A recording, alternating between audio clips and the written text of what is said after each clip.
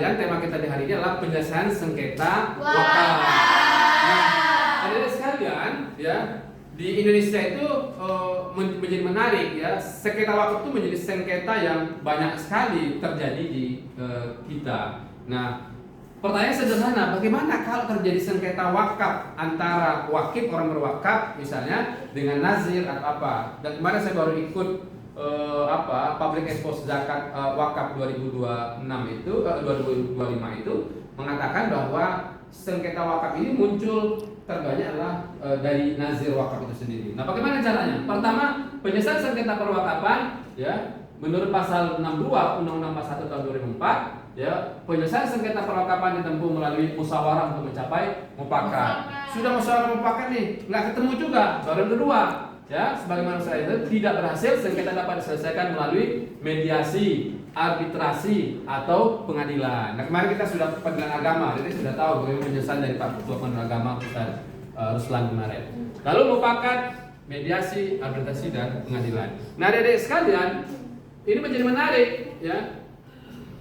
Nah, apa penyebab, ya, penyebab terjadi sengketa ini? Pertama, tidak dilanjuti pembuatan ikrar wakaf. Ya, saya wakaf ini, ya, tapi tidak ada ikrar wakafnya. Kalau begitu, kalau mau buat akta ikrar wakaf, kemana dari sekalian tanah? Ke pengetahuan. Ya, karena KUA itulah pejabat pembuat akta wakaf. Ikrar wakaf tuh gini, saya wakafkan tanah 1 hektar ini, ya, untuk misalnya bisnis pesantren, saya mau untuk ini dan berbagai macamnya. Itu tercantum di akta ikrar wakaf. Lalu yang kedua, dilanjutkan secara akademis saling percaya tanpa memiliki dasar hukum kepemilikan. Ya, makanya tak ada hukum kepemilikan yang dimiliki siapa. Padahal hukum wakaf itu harus tahu siapa pemiliknya, kira-kira gitu, ya. Lalu yang ketiga, diminta kembali oleh ahli waris. Ini menjadi menarik, nah. Misalnya sekarang diwakafkan di daerah yang terpencil misalnya.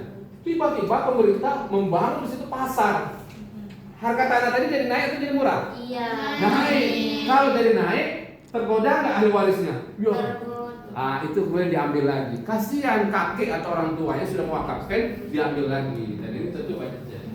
Kemudian ahli waris mengingkari dengan tidak memberitahu PPAIW, ya, pejabat pembuat akta wakaf. Lalu terakhir, ahli waris tidak diberitahu orang tuanya. Ini penting kalau kita sebagai orang tua, kalau kita wakaf, kasih tahu, nak, itu dulu saya pernah wakafin. Jika tidak terjadi sengketa. Wakaf itu apa sih? Menyisihkan sebagian harta yang kita miliki diperuntukkan untuk kepentingan orang banyak, ya.